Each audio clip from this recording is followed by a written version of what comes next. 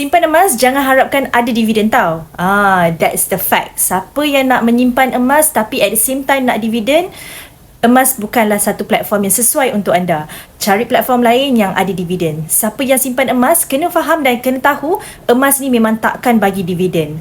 Emas mungkin tak beri dividen setiap bulan seperti saham ataupun ASB ataupun tabung haji yang berikan pulangan secara bulanan ataupun tahunan.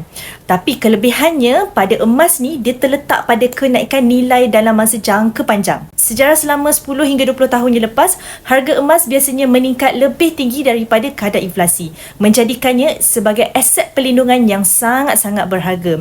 Rugi sangat-sangat siapa yang tak ada emas sebagai simpanan, sebagai salah satu pelindung simpanan anda. Contohnya, kalau anda simpan emas RM10,000 dalam bentuk tunai, nilainya akan susut akibat inflasi. RM10,000 sekarang tak sama nilainya dengan RM10,000 akan datang. Tapi kalau RM10,000 tu ditukar kepada emas, nilainya boleh bertambah berlipat kali ganda dalam masa jangka panjang. Tak payah tengok 10-20 tahun, kalau tengok dalam masa 2-3 tahun yang lepas pun, siapa yang dah ada simpanan emas dalam bentuk emas gold bar ke, emas dinar ke, ataupun barang kemas, boleh tengok harga sekarang dia dah naik sangat-sangat tinggi dan boleh buat keuntungan berlipat kali ganda. Sebab tu emas bukan sekadar logam berharga, ia adalah simpanan bernilai yang membantu melindungi kekayaan daripada susut nilai.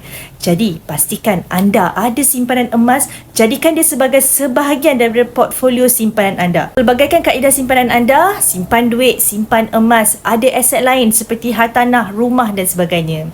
Nak mulakan simpanan emas dengan cara yang sangat mudah, simple dan mesra poket, daftar cepat-cepat bersama Public Gold. Kat mana nak daftar, klik sahaja link dekat profil saya. Dekat situ boleh dilakukan pendaftaran secara percuma dan boleh terus mulakan simpanan emas anda hari ini juga.